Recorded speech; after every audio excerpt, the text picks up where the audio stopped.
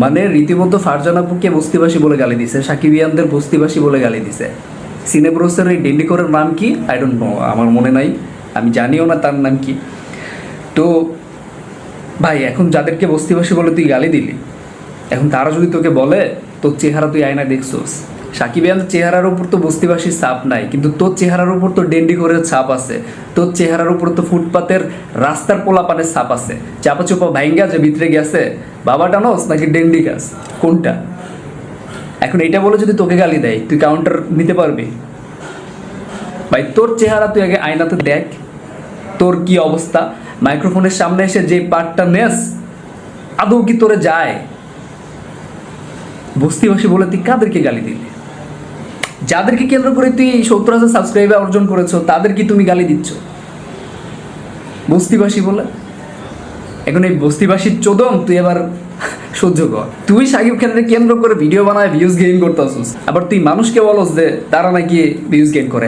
ফারজানাপুর মতো একটা মানুষ যে কিনা নিউ ইয়র্কে থাকে, সে জাস্ট শাকিব খানকে নিয়ে ভিডিও বানায়। শাকিব খানকে নিয়ে ভিডিও যদি সে না বানাইতো তাহলে আজকে তার lakh lakh million million follower থাকতো। কেন?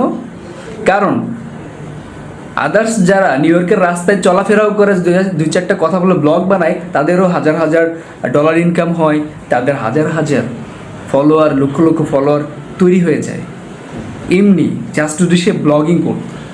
আর তুমি চান্দু 2 দিনের বইয়ের আগে নিউ ইয়র্কে যিনি থাকে তাকে বলছোস বস্তিবাসী, সাকিবিয়ানরা যারা থাকে তাদেরকে বলতেছোস বস্তিবাসী। ফারজান আপু তোর মতো 2-4টা ডেন্ডিখোর আবার মনে হয় নিউ ইয়র্কে ভিসাও দিবে না তোকে, আমেরিকার যাওয়ার ভিসাও পাবে না, আর তুই তাদেরকে বস্তিবাসী বলতেছিস। ভাই তোর চেহারাটা তুই আয়নায় গিয়ে দেখিস, রাতে কয়বার খাস আর দিনে কয়বার মারিস, তো চেহারার উপরে তো স্পষ্ট। নিজেকে এত বড় হেডম মনে করেন না যে ফিল্ম রিভিউয়ার, বাংলাদেশের সেরা রিভিউয়ার হয়ে গেছে। সাকিবিয়ানরা তোমার রিভিউকে তোতেও না।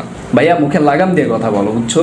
তোমার এত শখ কেন শাকিব খানের সিনেমাকে, শাকিব খানের জনপ্রিয়তাকে কেন্দ্র করে তার কাঁধে ভর দিয়ে তোমার নিশোরে উঠাইতে হবে?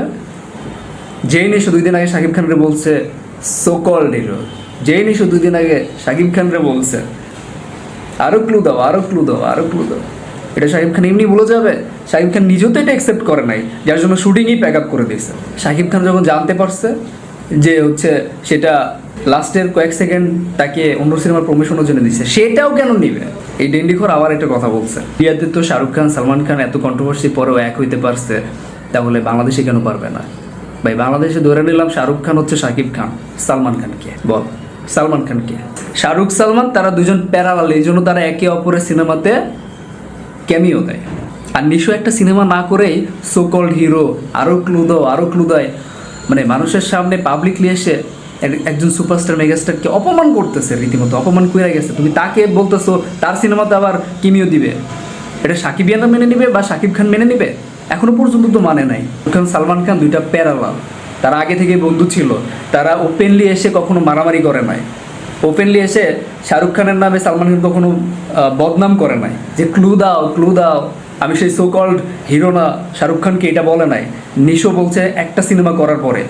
আর ডেন্ডিখোর তোরে আমি একটা কথা বলি, আমি সিনিয়র, আমার এলাকার কোনো জুনিয়র যদি আমাকে নিয়ে বাজে কোনো কথা বলে, সে যদি পরবর্তীতে আমার কাছে ক্ষমা চায়, আমি ক্ষমা করে দিব, কিন্তু আমি কি ওরে নিয়ে একই স্টেজে থাকবো? আফরান নিশো শাকিব খানরে নিয়ে কটূক্তি করেছে, ফলস্বরূপ আফরান নিশো যদি শাকিব খানের কাছে ক্ষমা চায়, সে ক্ষমা করে দিতে পারে, কিন্তু তারে নিয়ে তার স্ক্রিন শেয়ার করতে হবে? এইটুকু কমন সেন্স নাই সালা ডেন্ডিখোর।